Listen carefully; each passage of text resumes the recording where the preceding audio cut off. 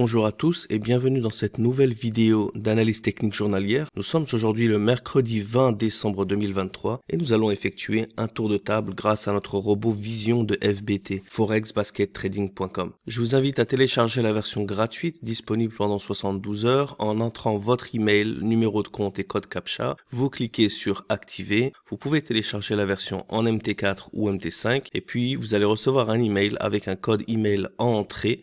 Tout simplement en cliquant sur F7 ici et en activant votre licence, en entrant l'email que vous avez reçu dans votre boîte mail, vous cliquez sur OK et vous avez accès à une version gratuite pendant 72 heures.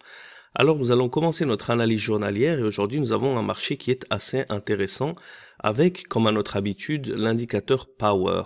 On voit ici que le yen sort du lot avec une faiblesse de -4 qui est confirmée ici avec l'indicateur Matrix. On peut voir que d'un coup le yen s'est affaibli et il est resté en faiblesse. Et ça c'est très important. Pourquoi? Parce que ça confirme qu'au moins il y a un semblant de tendance qui se dessine. Qu'est-ce qui se passe dans le reste des devises? Alors on a des devises qui sont toutes un petit peu fortes avec un australien à 1, dollar canadien à 2, un franc suisse à 1, euro à 0, sterling à 0, donc ces deux sont sideways, New Zealand à 1 et seul le dollar reste à -1. Donc contre ce yen ici qui est faible, qui est weak, potentiellement across pas mal. Donc face à ce yen qui est faible contre potentiellement 1, 2, 3 et 4 paires. On peut le voir ici en un clin d'œil avec notre basket du yen. On a 1, 2, 3 et 4 paires de devises ici qui sont allumées avec des tendances et des locks. Donc c'est ce qu'on va analyser aujourd'hui ensemble. Commençons avec l'australien yen. Donc l'australien est à 1, le yen est à -4. On voit ici qu'il y avait un semblant de tendance baissière, il y avait du renversement, et puis ensuite une tendance haussière s'est dessinée. Alors qu'est-ce qui se passe? Au départ, les supports et les résistances sont encore en range et puis ensuite ça commence à monter. La première lock, regardez comment les prix, c'est très important ici, les prix viennent rebondir juste en dessous de l'ouverture de cette lock. Donc on voit qu'elle est assez respectée. Puis ensuite, la résistance ici, la fermeture de cette chandelle lock est cassée et on entre ici dans une deuxième phase de la tendance avec une nouvelle lock qui se dessine. Regardez les prix ensuite, où est-ce qu'ils viennent rebondir? Juste sur l'ouverture de cette lock. Cette lock est encore une fois respectée. Troisième lock, regardez le gros pullback ici, qui vient tester la tendance, mais qui vient rebondir encore une fois, juste au-dessus de l'ouverture de la lock. Et puis ensuite, les prix continuent et s'envolent. On a une GMT7 qui est encore une fois bien au-dessus de la dernière lock et les prix viennent continuer encore une fois dans la tendance et qui s'approche ici de la résistance. En termes d'étoiles, qu'est-ce qu'on a? C'est important ici de faire un petit récapitulatif de tous les avantages de cette tendance.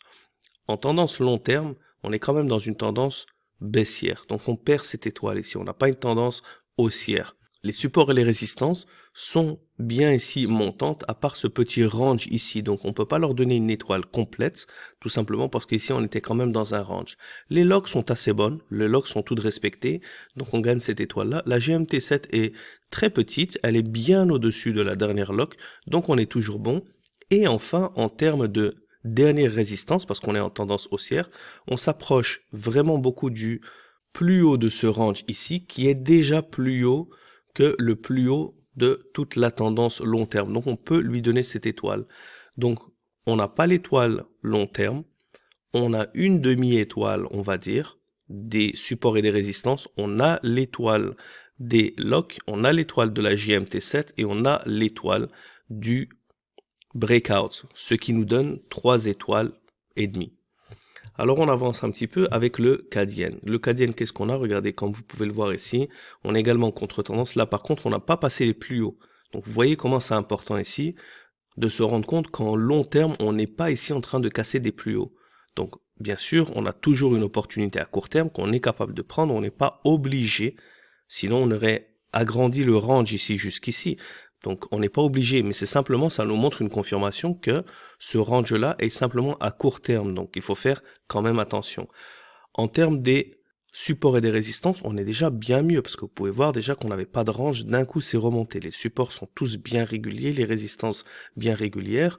Première lock ici, regardez, ça vient rebondir de nombreuses fois. La deuxième lock, elle est égale à la première lock et encore une fois, ça vient rebondir. Donc une fois que ça a cassé, ça a bien cassé. Ici, la nouvelle lock ici a été assez petite et les prix sont passés plus bas. Par contre, gros engulfing ici avec une nouvelle lock, une bonne Marubozu ici qui vient casser la résistance précédente et puis les prix continuent de s'envoler. Une GMT7 ici qui vient rebondir au-dessus de la fermeture de la dernière lock. Donc on est quand même assez bon. On a une tendance qui est assez régulière et donc intéressante sur le CAD yen. Avançons sur le Suisse yen ici. Donc c'est toujours la même chose. Attention, le yen, il était un peu en contre-tendance d'une manière générale, mais à court terme, le fait qu'on a une très très bonne corrélation ici, donc c'est quelque chose à considérer à court terme. On a encore des supports ici qui montent de manière assez régulière, un peu faible ici, mais bon, ça continue de monter. Les résistances continuent de s'envoler. On a des locks ici qui, première lock n'était pas respectée, donc si jamais pourquoi on fait cette vidéo à ce moment-là, c'est que cette première lock-là, on aurait attendu, ici on aurait une confirmation, et là, toute cette zone-là, c'est une zone intéressante où on voit la bonne envolée entre la deuxième et la troisième lock. Donc même si on avait pris à la deuxième lock, regardez, on n'a pas trop de risques, parce qu'on ouvre à ce niveau-là, on descend un tout petit peu plus bas de l'ouverture, et puis ensuite, on se prend cette bonne Marubozu ici, qu'on est capable de continuer. La GMT7 qui est aussi bien plus haut, et on s'approche de la résistance ici. Voilà, on continue maintenant sur notre euro-yen. Comme on peut le voir, l'euro est à 0 et on peut voir bien sûr les supports et les résistances déjà sont beaucoup moins régulières. Ça monte ici, par contre les résistances redescendent, donc on a cette petite divergence ici. Donc d'une manière générale, ça continue de monter, ça avance un petit peu, mais on ne prendrait pas ce risque en ayant un euro à 0. Le sterling était également à 0 et là comme on peut le voir, pareil. D'accord, on a cette tendance baissière. Ici, on a des supports qui montent mais qui se rapprochent dangereusement. Et puis, on a des résistances qui redescendent. Et donc, par la suite, on a quand même un breakout. Mais regardez comment ça retrace. Et ça vient se rapprocher du milieu du range. Donc, ce n'est pas intéressant pour le sterling yen. On avance avec le New Zealand yen. Voilà, le New Zealand est à 1, le yen est à -4. Attention, la résistance ici à long terme n'a pas été atteinte. Les plus hauts, on peut voir qu'ils sont encore bien plus hauts. À court terme, qu'est-ce qu'on a? On a un peu de range ici, qui n'est pas le mieux. On voit des résistances qui continuent de descendre et des supports qui continuent de descendre. Donc là, on va même pas leur donner 0,5 étoiles. On va lui donner 0 sur les supports et les résistances parce que ça continue de descendre. C'est pas que ça range un petit peu. C'est pas vraiment intéressant. Ensuite, donc cette lock, là, elle n'a pas été respectée. La nouvelle lock, elle est encore plus basse que la précédente. Donc celle-là, ensuite, elle est encore une fois respectée. Regardez comment ça vient rebondir ici au millimètre près sur la fermeture de cette lock. Et puis la GMT7, elle est sur la résistance. La dernière résistance ici est en train de faire un breakout en temps réel. Donc le breakout est très très beau. Malheureusement, il est important de donner plusieurs étoiles pour ne pas commettre une erreur de simplement se focaliser sur la résistance, de se focaliser sur la dernière lock, non. Le fait que à long terme, on est loin des plus hauts, le fait que ici, on a un petit peu cette zone de turbulence et on n'a pas une très très bonne tendance ici qui est dessinée, fait que on est capable de le prendre, c'est pour ça qu'on le dessine, mais avec caution, toujours il faut faire attention un petit peu. Et nous terminons avec le dollar yen, voilà, regardez, le dollar est à -1 et le yen est à -4. On est un petit peu dans le range, ça s'envole pas trop, on est très très loin des plus hauts. Donc regardez par exemple, le New Zealand on en est proche, donc potentiellement pour avoir un gros breakout, ça pourrait être intéressant. Autant pour le dollar yen, on en est encore vraiment très très loin ici, donc il est encore plus dangereux. En plus de ça, regardez, les prix sont au milieu du range. Donc non, le dollar yen n'est pas du tout intéressant. Donc d'une manière générale, un petit récapitulatif sur le yen qui pourrait être intéressant simplement à court terme. Attention, pas à laisser un basket vraiment courir, mais à court terme pour les day traders / scalping. Eh bien, vous aviez un australien yen qui est intéressant, qui s'approche ici du breakout. Vous aviez un CAD yen qui est intéressant. On a un Suisse yen qui est également intéressant. L'euro yen et le sterling n'ont été à 0. Le New Zealand yen, il est également intéressant. En plus du fait que le breakout, lui, est en train de lancer la boule de neige. Comme on peut le voir sur les autres, il n'était pas encore atteint, mais là, il est en train de se passer. Vous voyez, ça, c'est très intéressant. C'est l'effet boule de neige. C'est quand tous sont proches d'accord, d'un breakout, bah, généralement quand un s'envole, les autres s'approchent en même temps du breakout. Donc une corrélation des breakouts du range, c'est une très très bonne étoile à prendre en compte, et le dollar yen, non, pas du tout. Retournons ici donc dans tous nos graphiques. À part ça, il y a simplement le CAD qui est à 2, mais le fait que toutes les autres devises soient plus en force fait que, regardez, on va cliquer dessus. Et comme vous pouvez le voir, il est à 2, mais lorsque les autres devises sont en force, à part le yen et le dollar, eh bien vous allez avoir simplement le CAD yen et vous allez simplement avoir le dollar CAD. Donc c'est pour cette raison qu'il n'est pas trop intéressant. Et si on regarde le CAD yen, on l'a déjà vu avec le yen, et si on regarde le dollar CAD, eh bien regardez, il est très bon ici. Regardez, à court terme et à long terme, on a de la tendance baissière, on a des résistances qui continuent de descendre de manière régulière, des supports qui sont assez réguliers, une lock qui est très bien respectée, une lock ici qui est très bien respectée, une lock ici qui vient de craquer un petit peu mais qui reste assez proche, donc on peut la considérer, une bonne Marubozu ici, les locks sont toujours plus basses les unes que les autres, on a une GMT7 qui vient redescendre, faire un engulfing de la dernière vague juste au-dessus de la fermeture de la dernière lock et un breakout ici. Donc regardez, ce dollar CAD, c'est quand même quasi du 5 étoiles. Il est très très beau. Donc si on devait regarder les autres, malheureusement, regardez. On a ici les supports qui descendent et qui remontent, les résistances qui descendent et qui remontent. On est dans le range au milieu ici de la zone, on n'est pas bon, on n'a pas de tendance à long terme, donc regardez, c'est pas du tout intéressant. On continue avec le CAD suisse, regardez. Pas du tout intéressant, on le voit en un clin d'œil, d'accord, s'il n'y a pas de tendance.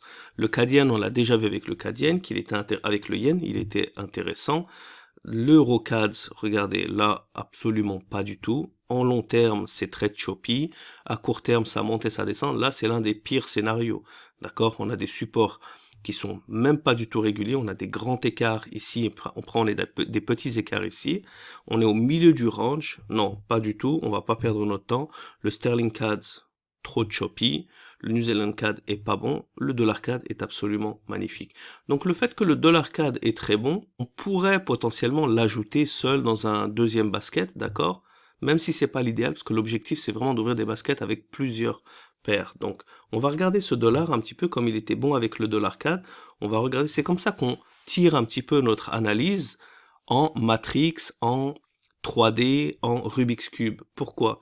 Parce que le fait de regarder l'historique, on voit qu'il était faible, il est à 0 et il redescend un petit peu à moins 0,5. Donc c'est intéressant de voir ce dollar pour voir si potentiellement il pourra nous donner des opportunités demain. Regardez, voilà, l'australienne, regardez, il était un petit peu ici en range et puis il continue en tendance haussière.